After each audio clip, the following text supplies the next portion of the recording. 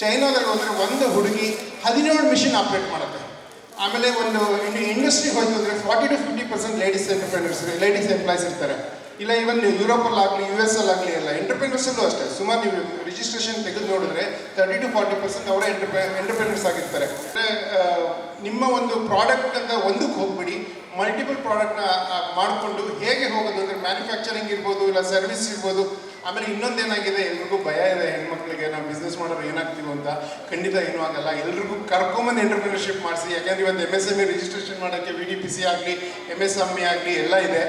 Register ಮಾಡಿಸಿ. 1 ವರ್ಷ ದುಡ್ಡು ಬೇಕಾಗಿಲ್ಲ ಬಿಸ್ನೆಸ್ ಮಾಡೋದಕ್ಕೆ, ಮನಸ್ಸು ಸಾಕು. We have to have a bill. ಆಮೇಲೆ ಅದು ಒಂದು ಧರ್ಮ ಬಿಟ್ಟು ಹೋಗೋದು ಬೇಡ, ಎಥಿಕ್ಸ್ ಇಟ್ಕೊಳ್ಳೋಣ, ಬಿಸ್ನೆಸ್ ಇಟ್ಕೊಳ್ಳಿ, ಮಾಡಿ.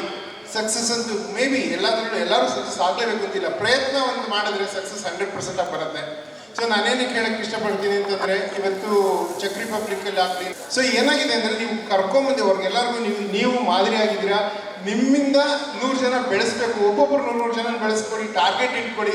ನಿಮ್ಮ ಅಸೋಸಿಯೇಷನ್ಗೆ ಟಾರ್ಗೆಟ್ ಹಾಕೊಳ್ಳಿ. ಹೆಂಗೆ ನಾವು ಬಿಸ್ನೆಸ್ನಲ್ಲಿ ಅಥವಾ ರೋಟ್ರಿನಲ್ಲಿ ಇನ್ನೊಂದು ಕಡೆ ಎಲ್ಲ ಮೆಂಬರ್ಶಿಪ್ನ ಮಾಡ್ತೀವಲ್ಲ, ಎಂಟರ್ಪ್ರಿನರ್ ಒಬ್ಬೊಬ್ಬರು ಅಟ್ಲೀಸ್ಟ್ 10 ಜನ ಎಂಟರ್ಪ್ರಿನರ್ ಮಾಡಿಸ್ತೀವಿ ಅಂತ ತಗೊಳ್ಳಿ.